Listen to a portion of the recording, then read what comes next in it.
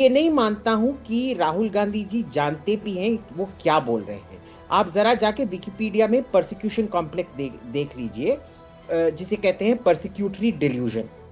ये साफ साफ कोई मानसिक रोग इनको लगा है डिप्रेशन के वजह से, क्योंकि वो इतने इलेक्शन हार गए हैं। सिवियर डिप्रेशन में आके इनको वहम हो रहा है कि पूरे दुनिया उनको हराने की कोशिश कर रही है।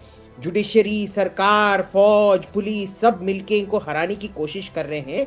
ये एक Rahul Gandhi ji Abhijit, I may not agree with what you are saying, क्योंकि लीडर ऑफ ऑपोजिशन है। अगर एक पार्टी के बड़े लीडर हैं तो वो कुछ ना कुछ इसके पीछे दिमाग उनका चल ही रहा होगा ना। नहीं रूबिका जी, ऐसे बहुत सारे नेता हैं। मैं कह रही हूँ कि उनको उनके आसपास के जो एडवाइजर्स हैं, क्या वो नहीं उनको भ्रमित कर रहे हैं?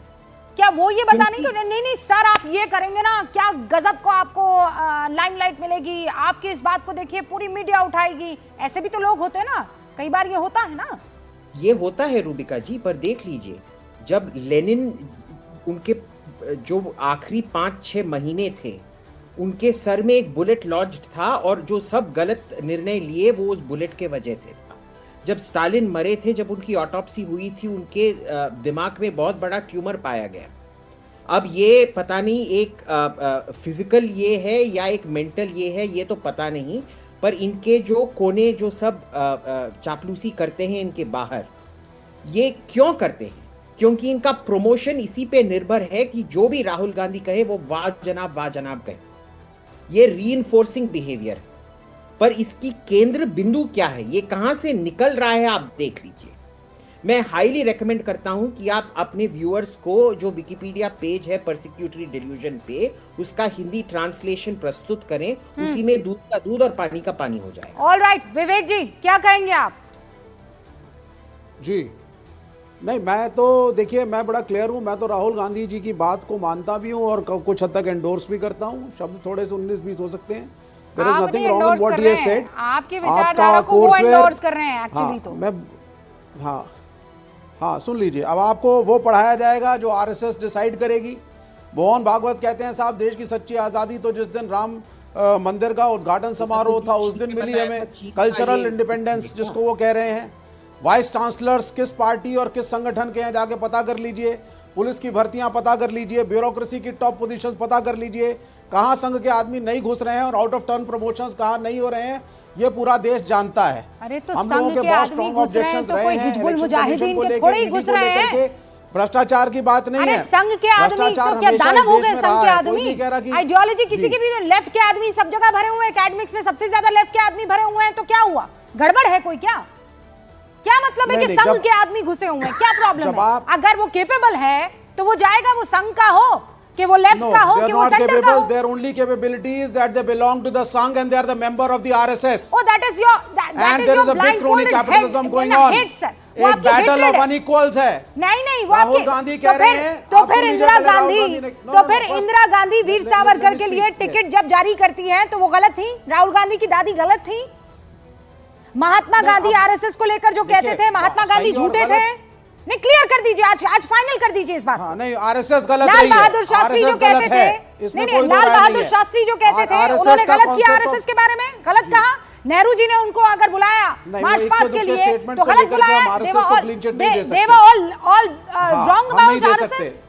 हाँ, इन्वेस्टिगेशन नारायण आप्टे पे भी हुआ था, सावरकर पे भी हुआ था, बहुतों पे हुआ था गांधी के असैसिनेशन के टाइम पे। तो बाद में ठीक है, इन्होंने अपोलोजाइज किया, गोलवलकर गए, चिट्ठी लिख करके दी और बोला हम कोई राजनीतिक एक्टिविटी नहीं करेंगे, we are a cultural organisation. ये टर्म्स एंड कंडीशंस थे उस चीज के, लेकिन मैं उसमें जाना नहीं चाहता। आज एक तरफ इतना ज्यादा पैसा, मनी, मसल और पावर है जो इलेक्शंस को भी इफेक्ट कर रहा है। अच्छा। और दूसरी तरफ वो चीजें नहीं है। अच्छा। It's a battle of the unequals. तो क्यों नहीं राहुल गांधी बोलेंगे? बैटल ऑफ अनइक्वल्स बिल्कुल बोलना चाहिए। 20 सेकंड में अभिजीत को संघ कंट्रोल कर रहा है हर जगह से, संघ सब कुछ कंट्रोल कर रहा है और अब इस बैटल में कूद पड़ना है तो साम दाम दंड भेद कूदेंगे। रूबिका जी, जब से कांग्रेस 1947 से लेके 77 तक था, पूरा का पूरा लेफ्ट कंट्रोल था एकेडमिया पे। एक कम्युनिस्ट जज को, एक कम्युनिस्ट पार्टी मेंबर जो कृष्णा अय्यर जी थे, उनको जज तक बनाया गया। आपको याद होगा कृष्णा अय्यर जी उनको जज बनाया गया था। He was a member of the communist party और कम्युनिस्ट इसमें मंत्री भी थे वो, और उनको ले जाके सुप्रीम कोर्ट का जज बनाया गया था।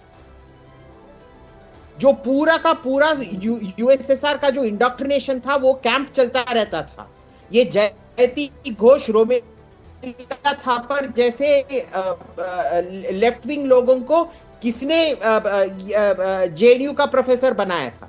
सबका सब वो मार्क्स भी उन्हीं को देते थे जो कम्युनिस्ट यूनियन को होते थे, और जो भी कम्युनिस्ट यूनियन वो एनएसयूआई या जो एजुकेशन मिनिस्टर मौलाना आजाद भी मैं आपके कमेंट सुनना चाहूंगा। किसके कौन के बारे में, इंस्टीट्यूशनल कैप्चर के बारे में बात कर रहा है? इनका जो पार्टी है, जिस देश में भी इनका पार्टी राज में आया है, हमारे एजुकेशन मिनिस्टर थे, वो भी गलत रहे होंगे, वो भी कम्युनल रहे होंगे, जेनोसाइड उन्होंने भी एक इस्लामिक एजेंडा फॉलो किया होगा। रोमिला थापड़ में तो आपने उंगली उठा दी बड़े आराम से। नेता ने हरकिशन सिंह सुरजीत ने क्या बोला था, आपको याद है? 1936 में हरकिशन सुरजीत ने बोला था कि हमको पूरे हिंदुस्तान को इन्फिल्ट्रेट करके अपने लोगों को ही हर जगह लगाना पड़ेगा। ये मैं नहीं बोल रहा हूं, ये इनके नेता हरकिशन सिंह सुरजीत ने बोला था। नहीं, अब आप भागिए मत, ये मामला अभिजीत और विवेक, आप दोनों को बता दूं, ये मामला लेफ्ट वर्सेस राइट का नहीं चल रहा है ना, ये मामला state versus a political party चल रहा है। मतलब आपकी आइडियोलॉजी से सब कुछ हो तो ठीक, ना हो तो आप सारे घोड़े खोल देंगे। अनुराग जी, आप अग्री करते हैं राहुल गांधी के इस बयान से?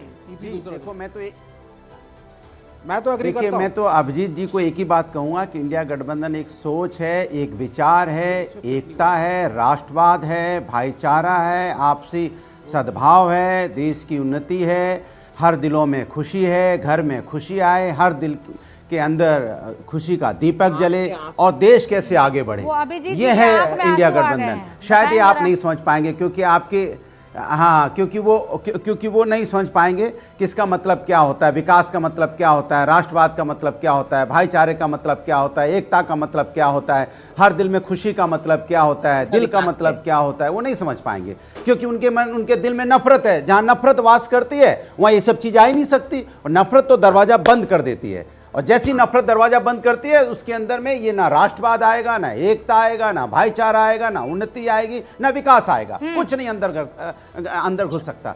सवाल ये नहीं है। मैं तो भारतीय जनता पार्टी से पूछना चाहता हूँ, इलेक्शन आज बात कर रहे हैं ना ईवीएम पे सबसे पहले 2009 में किसने सवाल उठाया था? किसने कहा था ईवीएम पे चुनाव नहीं होने? किसने ईवीएम के बारे में बोला था? बताइए, आप जवाब दीजिए। आपका जवाब नहीं होगा।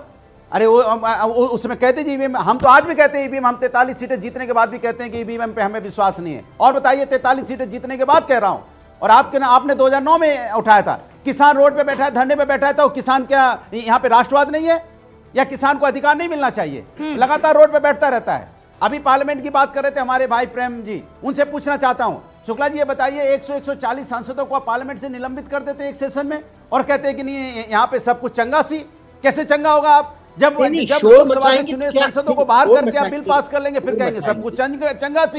युवा यहाँ रोड पे अपना अधिकार मांग रहा है। यूपी, सुनिए ले मेरी बात, यूपी पीसीएस के लोग बच्चे यहाँ रोड पे होते हैं ना, चाहे बिहार के चाहे उत्तर प्रदेश के हो, फिर आप कहते हो सब चंगा सी। पहलवान महिला रोड पे, फिर कहोगे चंगा सी। आपका एक रमेश बिदुड़ी है जो महिला अपमान करने से बाजी नहीं आ रहा है, आज फिर हिरणी बोल रहा है, और आप चुपचाप बैठे धृतराष्ट्र की तरह।